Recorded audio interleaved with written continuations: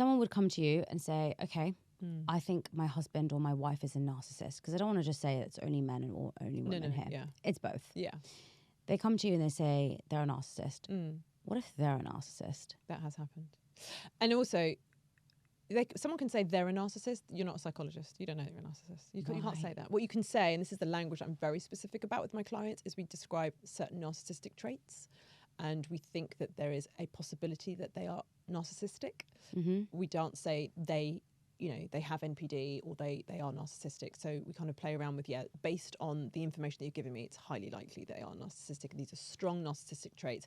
We describe the behaviour and the consequences of that behaviour. Got it. But absolutely, I feel like I've got a bit of an inner radar. I can literally smell them a mile off.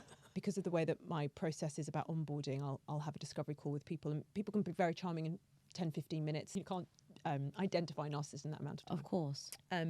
But if I then, and I have a very strict regimen about conflict checks, so there's no conflict between the man and the woman. I'm very strict around that. I have strong rules that, I have to adhere to.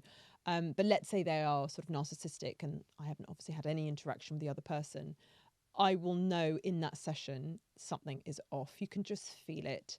And I will guide my questions in order to, again, discover, because there'll be lack of detail, lack of explanation. They'll invariably say something that is just not empathetic, is so against the other person. You can just smell it. And that has happened, and I'll obviously finish the session. But then I'll excuse myself from further services. So you tell them, I can't work with you. I won't tell them the reason why. Okay, why not?